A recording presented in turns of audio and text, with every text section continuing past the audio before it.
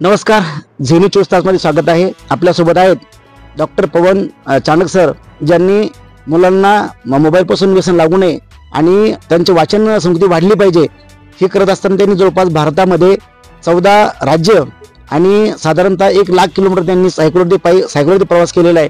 आपण त्यांना जाणून घेणार सर, हे तुम्हाला का सुचलं? तुम्ही डॉक्टरचा पेशंट डॉक्टर आहात, पण तरी मला का सुचलं, काय सांगाल? तुम्हाला सर्वांना माहिती आहे की 2020-21 मध्ये कोविड येऊन गेलं आणि त्यावेळेस आपल्यावर ऑनलाईन शिक्षण हे लादलं गेलं. मी शब्द हे लादलं गेलं हे वापरेल. आणि ऑनलाईन शिक्षणाचा उपयोग काय आहे? आपल्या समोर ताट वाढलं आणि त्या ताटामध्ये एक स्वीट आहे आणि ते स्वीट रोजच्या जेवणात असलं काय नसलं काय काही फरक पडत नाही. तसं हे ऑनलाईन शिक्षण आहे.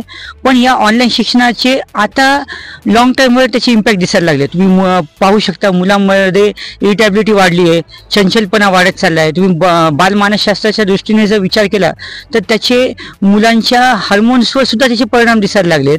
इव्हन मुलींमध्ये तर त्यांची पाळी लवकर यायला लागली, इतके त्याचे दूरगामी परिणाम दिसायला लागले. तर त्या कारणामुळं कुटुंबामधला जो संवाद आहे तो हरवत चालला आहे. मग अशा वेळेस गरज आहे ती म्हणजे लोप पावत चाललेली वाचन संस्कृती ही वाचवायची आहे. आपल्याला माहीत आहे गावागावामध्ये ग्रंथालय आहेत, पण ही ग्रंथालय ओस पडत चालली आहेत. का? कारण त्या ग्रंथालयामध्ये जी पुस्तकं आहेत ती अनाथ लेकरांसारखी कपाटात बंद आहेत आणि त्या पुस्तकांना आम्हाला वाचकरूपी मायबाप मिळवून द्यायचे आहेत. म्हणून मागील 1-2 वर्षापासून आम्ही हाच विषय घेऊन आम्ही परभणी, हिंगोली, जालना, बीड आणि पुणे या 5 जिल्ह्यामध्ये हा वाचन संस्कृतीचा संदेश देत आम्ही जिल्हा परिषद शाळा, जिथं आजही गोरगरीब घरातले किंवा सर्वसामान्य कुटुंबातले मुलं शिकतात, तर त्या ठिकाणी 111 पुस्तकांची आम्ही आनंदी वाचन पेटी आम्ही भेट देत आहोत. आज बघता बघता आमच्या 114 शाळा झाल्यात. आजची जिल्हा परिषद शाळा राजूर जी आहे ही 115वी शाळा आहे आणि त्यातून उद्देश एवढाच आहे की या उपक्रमातून मुलं वाचावी, लिहावी, व्यक्त व्हावीत.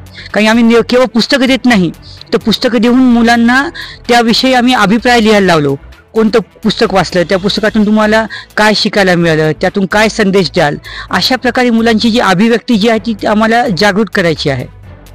अगदी बरोबर आहे. सरांनी ठिकाणी सांगितलं की मुलांमध्ये फक्त पुस्तकं देत नाही, म्हणजे मुलांमध्ये तो विद्यार्थ्यांना उभा करतो, आम्ही त्याला वाचायला लावतो, त्याला लिहायला लावतो, त्याला बोलायला लावतो आणि तो व्यक्त सुद्धा होतो आणि भविष्यामध्ये काय करावं हे सुद्धा आम्ही त्याला सांगत असतो. असं सरांनी